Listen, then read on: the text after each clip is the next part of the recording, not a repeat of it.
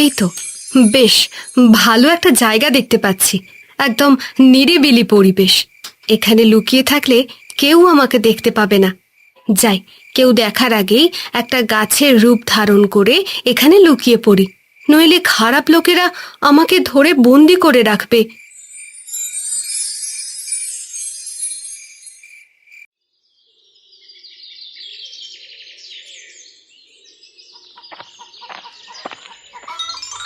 আরে, এ কি? এখানে আপেল গাছ কোথা থেকে আসলো? এই গাছ তো আমরা কেউ লাগাইনি। তাহলে রাতারাতি এখানে এলো কি করে? মা, ও মা, কোথায় তুমি? জলদি করে বাইরে এসো তো। আরে ও টুম্পা, এই শুকনো উঠোনে এত সুন্দর একটা আপেল গাছ কোথা থেকে এলো রে? তুই লাগিয়েছিস নিশ্চয়ই। না গো মা, আমি লাগাইনি। কোথা থেকে এলো সেটাও তো বুঝতে পারছি না। কি সব বলছিস রে টুম্পা? রাতারাতি এত বড় একটা আপেল গাছ কি কারণে এখানে হলো শুনি? আমি যে কিছুই বুঝতে পারছি না। তোমাকে বুঝতে হবে না মা, তুমি বাবার জন্য বাজার থেকে ওষুধ নিয়ে এসো। ততক্ষণ আমি এই আপেল গাছটার একটু যত্ন নিই।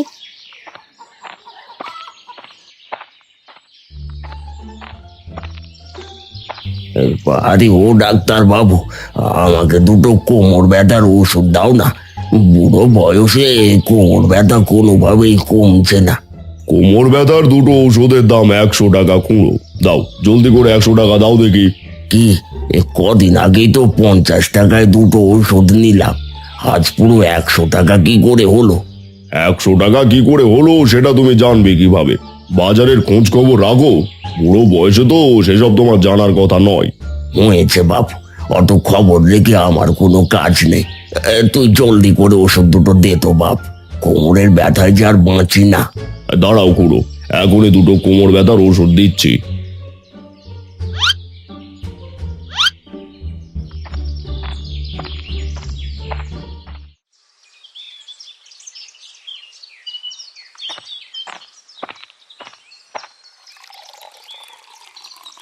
ও মা, এই গাছটায় দেখছি আপেলও ধরেছে, কিন্তু সকালবেলা তো কোনো আপেল দেখতে পেলাম না।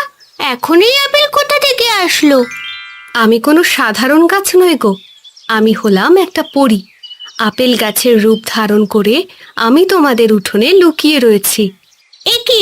এ আমি কি শুনছি? তো তুমি দেখছি একটা গাছ হয়ে আমাদের মতো কথাও বলতে পারো? হ্যাঁ গো, আমি কথা বলতে পারি, তবে সবার সাথে কথা বলি না। কারণ এই পৃথিবীতে অনেক খারাপ মানুষও আছে, ওরা আমাদের বন্দি করে রাখে। তুমি আমাকে ভালো মানুষ ভাবলে কেন? আমি তো একটা খারাপ মানুষও হতে পারি। খারাপ হলে তুমি আমার যত্ন নিতে না, আমার গাছের গোড়ায় জল দিতে না। সে না হয় বুঝলাম, কিন্তু তুমি পরী হয়ে গাছের রূপ কেন ধারণ করেছো? খারাপ লোকের হাত থেকে বাঁচতে আমি গাছের রূপ ধারণ করেছি।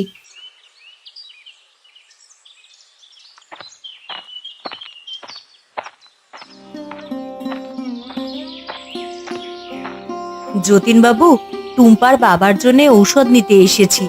এর আগে যে ঔষধ দিয়েছিলেন তাতে কোনো কাজ হয়নি, উল্টে টুম্পার বাবার অবস্থা আরো খারাপ হয়ে গেছে। বুঝেছি। সেদিন কম দামের ওষুধ নিয়েছিলে বলে রোগ ভালো হয়নি। শোনো, আজ বেশি দামে ওষুধ দিয়ে দিচ্ছি। দিনে দুবার করে খাওয়ালেই রতনের অসুখ সেরে যাবে। কি দামি ঔষধ? দামি ঔষধ কেনার মতন টাকা যে এখন আমার কাছে নেই যতীনবাবু। আপনি আজ আমাকে বাকিতে ঔষধ দিন। টুম্পার বাবা সুস্থ হয়ে গেলে আপনার টাকা শোধ করে দেব। কি বাকি? বাকির নাম ফাঁকি? না না বাবা, 1 টাকার ওষুধ আমি বাকিতে বিক্রি করতে পারবো না। যাও যাও, টাকা নিয়ে এসো। এখন যে আমাদের কাছে কোনো টাকা নেই, সব টাকা দিয়ে যে আপনার থেকে ঔষধ নিয়ে নিয়েছি। আরে বললাম তো বাকিতে হবে না। যাও, টাকা নিয়ে এসো। টাকা ছাড়া একটা ওষুধও পাবে না।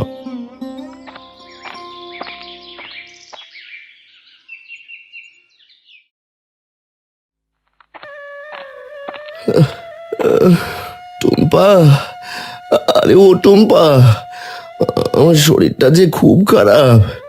তোর মা আমার জন্য ওষুধ এনেছে? না বাবা, মা এখনো ওষুধ নিয়ে আসেনি।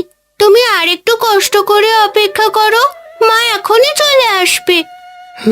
তোর মাকে তাড়াতাড়ি আসতে বল টুম্পা। আমি আমি যে আর থাকতে পারছি না, শরীরটা যে খুব ব্যথা করছে। ঠিক আছে বাবা, আমি মাকে এগিয়ে নিয়ে আসছি, তুমি আরেকটু ধৈর্য ধরে অপেক্ষা করো। যা টুম্পা, তাড়াতাড়ি চলে আসিস। আমি যাব আর আসবো, তোমাকে আর কষ্ট করতে হবে না বাবা।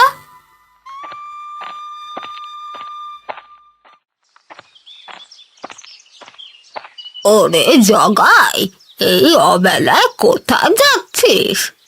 আর বলো না বুড়িমা, দুদিন ধরে খুব জ্বর, ওষুধের জন্য যতীন বাবুর কাছে যাচ্ছি। বুঝতে পারছি না, গ্রামে কি দিনকাল চলে এলো? এক এক করে গ্রামের সবাই অসুস্থ হয়ে পড়ছে। কিভাবে যে অসুস্থ হচ্ছে সেটাই জানতে পারছি না। এই গ্রামে অভিশাপ নেমে এসেছে বুড়িমা, এক এক করে সবাই মারা যাবে। অমন করে বলিস না জগাই, সমস্যা যেমন আছে তেমনি সমাধানও আছে।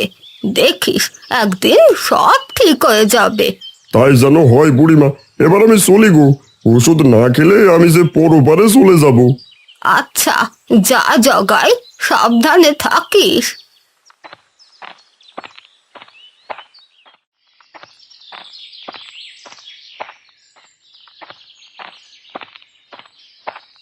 আরে ও মা, তোমার হাত খালি কেন?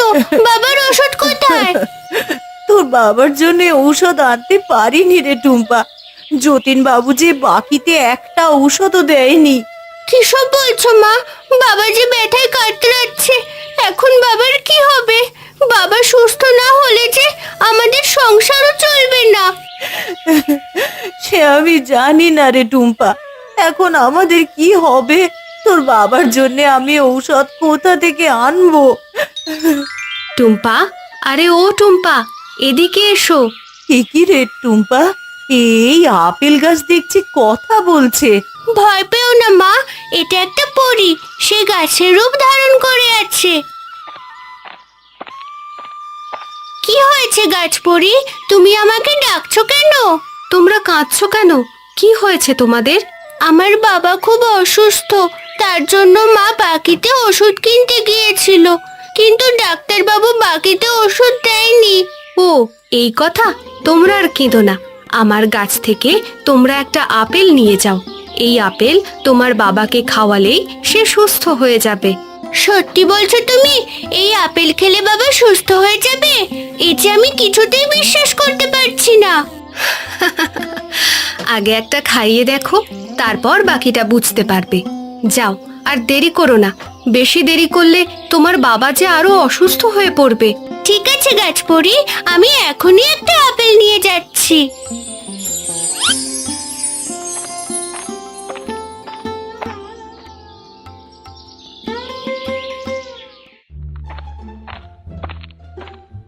আরে এই হত ছাড়া কানাই, তোর আসতে এত সময় লাগলো কেন?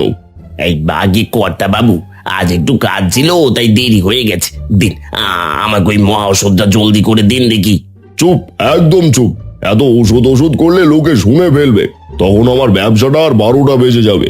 না না কর্তা বাবু, একটা কাক পক্ষেও টের পাবে না। আপনি আমাকে ওষুধটা দিন। দাঁড়া কানাই, তোকে আজ যে ওষুধটা দেবো সেটা গ্রামের পুকুরে ঢেলে দিয়ে আসবি। যে বা যারা ওই পুকুরের জল খাবে তারাই অসুস্থ হয়ে যাবে। এরপর সবাই আমার থেকে বেশি দামে ঔষধ কিনবে। ঠিক আছে কর্তা বাবু, আমি এখনই গ্রামের পুকুরে গিয়ে ওষুধটা ঢেলে দিয়ে আসছি।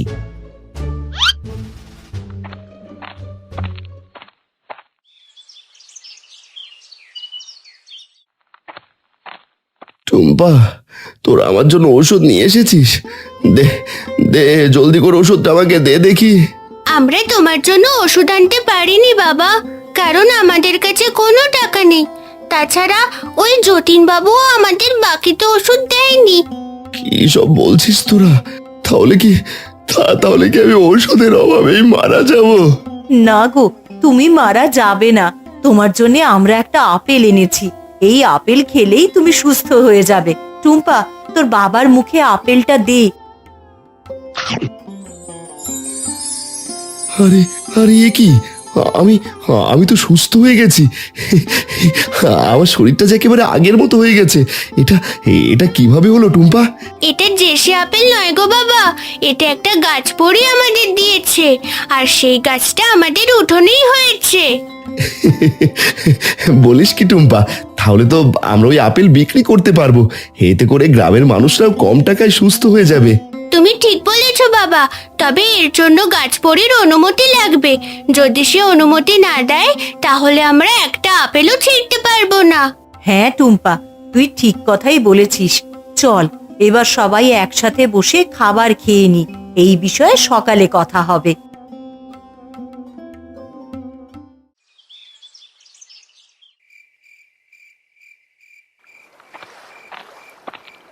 এই তো গ্রামের পুকুর। এই কর্তাবাবুর কথা মতো এখানে ওষুধ ঢেলে দিই।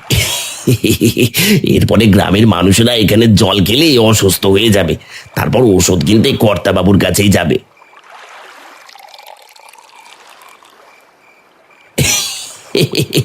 এই তো কর্তাবাবুর কথা মতো পুকুরে ওষুধ ঢেলে দিয়েছি। এবার এই পুকুরের জল যে খাবে সেই অসুস্থ হয়ে যাবে।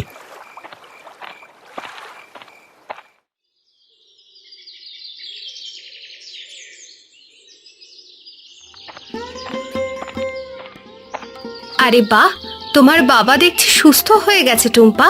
হ্যাঁ গো গাছ পড়ি, তোমার ওই আপেল খেয়ে আমার বাবা সুস্থ হয়ে গেছে। কি জিনিস চাইতে এসেছো বলো? আমাদের গ্রামের মানুষেরা দিন দিন অসুস্থ হয়ে পড়ছে, তারা বেশি দামে ওষুধ খেয়েও সুস্থ হতে পারছে না।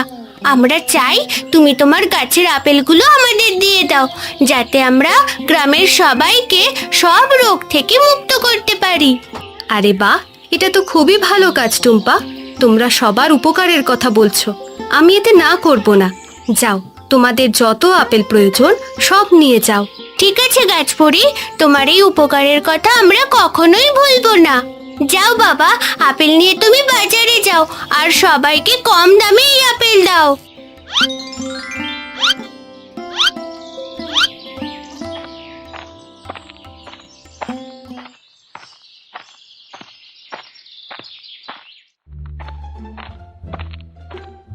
কি রে কানাই, রাতে গ্রামের পুকুরে ঔষধ ঢেলে দিয়েছিস তো? আগে কর্তাবাবু, আপনি যেভাবে বলেছেন ঠিক সেভাবেই ঢেলে দিয়েছি।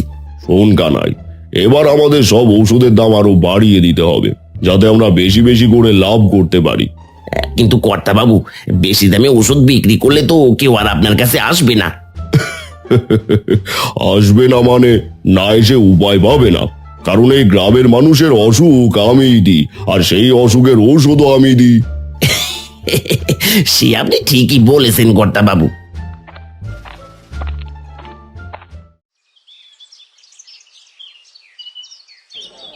আপেল আছে, আপেল একেবারে তরতাজা আপেল, সব রোগের মহাঔষধ আপেল, একবার খেলে সব রোগ ভালো হয়ে যায়। আসুন আসুন, জলদি করে আসুন। কি বললি রতন? সব রোগের মহাঔষধ এই আপেল? তাই আপেলের বুঝি অনেক দাম? না না খুড়ো, এই আপেল একেবারেই সস্তা, এক পিস মাত্র 10 টাকা। কি এত দামি বিদেশি ফল মাত্র 10 টাকা? তা দে তো, দে দেখি আমায় একটা, খেয়ে দেখি কেমন।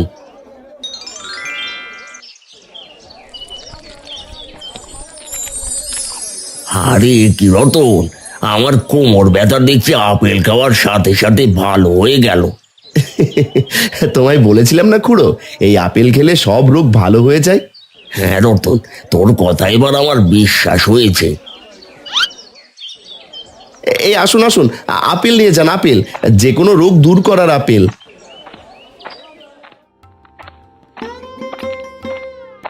টুম্পা, গ্রামের সবাই জাদুই আপেল পাচ্ছে তো?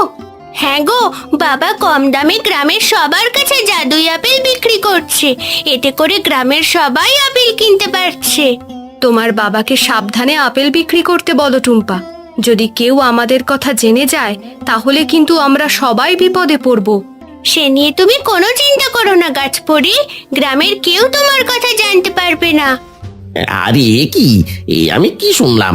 গাছ দেখছি টুম্পার সাথে কথা বলছে, জাদুই আপেল, কথা বলা গাছ, কিছুই যে আমার মাথায় ঢুকছে না। না না না না না, এই খবরটা এখনই কর্তা বাবুকে জানাতে হবে। যাই, পরি গাছ আর জাদুই আপেলের কথা কর্তা বাবুকে বলে আসি।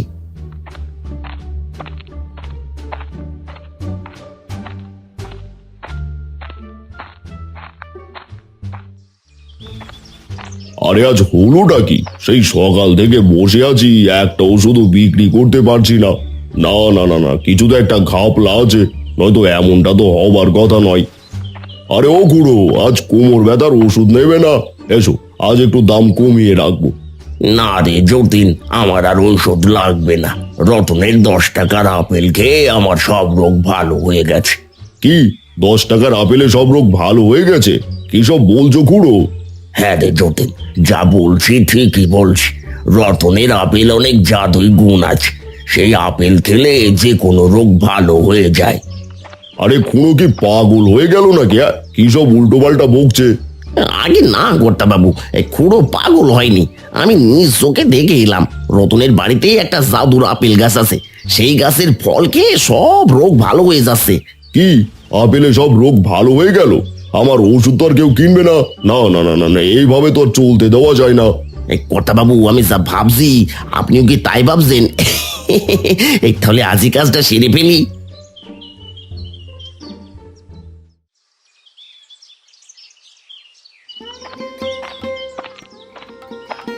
আরে ও বুড়িমা, এই অবেলায় তুমি কোথায় যাচ্ছ গো? আর বলিস না রে রতন, আজ হঠাৎ সকাল থেকে শরীরটা ভালো থাকছে না। বুঝতে পারছি না হলোটা কি, তাই যতীন বাবুর কাছে যাচ্ছি। যতীন বাবুর কাছে যেতে হবে না বুড়িমা, দাঁড়াও, তোমাকে একটা আপেল দিচ্ছি। আপেল খেলে তোমার সব রোগ ভালো হয়ে যাবে। কি সব বলছিস রতন? আপেল খেলে আবার রোগ ভালো হয় নাকি? হয় গো বুড়িমা, হয়। তুমি একবার খেয়েই দেখো না। এত করে যখন বলছিস, তখন দে তাহলে, খেয়ে দেখি।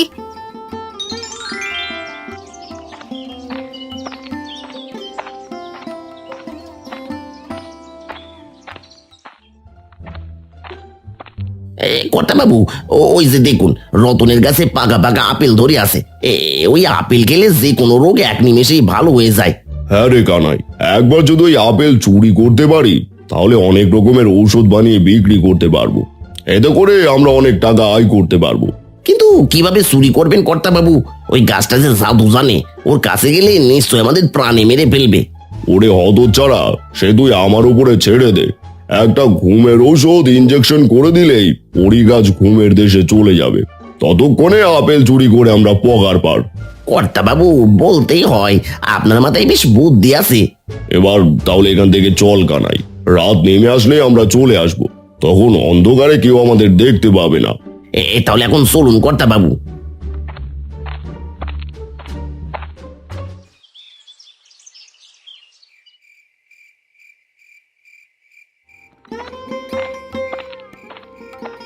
দেখো গিন্নি, আজ আপেল বিক্রি করে কত টাকা আয় করেছি। এভাবে প্রতিদিন আপেল বিক্রি করতে পারলে আমরা যে ধনী হয়ে যাব। সে তো অবশ্যই হব, তবে আমাদের সাবধানে থাকতে হবে গো। আমাদের এই জাদুই আপেল দেখে চোর আসতে পারে। আরে তাই তো গিন্নি, যদি চোর আসে তাহলে আমরা কি করব? তখন তো গাছটা চুরি হয়ে যাবে। সে নিয়ে তুমি কোনো চিন্তা করো না, আমি টুম্পাকে বুঝিয়ে গাছের কাছে পাঠিয়েছি। ও একটা না একটা ব্যবস্থা ঠিক করে নেবে। তাই যেন হয় গিন্নি।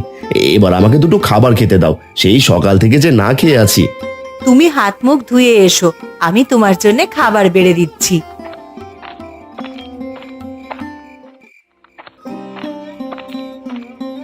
গাছপরি, তুমি ঠিক আছো তো? হ্যাঁ টুম্পা, আমি ঠিক আছি। কিন্তু তুমি এত রাতে হঠাৎ আমার কাছে কি মনে করে এলে? আমি তোমাকে সতর্ক করতে এসেছি। গ্রামের সবাই এতক্ষণে নিশ্চয়ই জেনে গেছে আমাদের বাড়িতে জাদুই আপেল আছে, আর তাই অসাধু লোকেরা রাতের বেলা আপেল চুরি করতে আসতে পারে। সে নিয়ে তুমি ভেবো না টুম্পা, অসাধু লোকেরা এসে কিছুই করতে পারবে না। তাই যেন হয় গাছপরি, তোমার কিছু হয়ে গেলে আমরা সবাই যে আবার বিপদে পড়ে যাব। সেটা আর কখনোই হবে না টুম্পা, তুমি এবার ঘরে চলে যাও।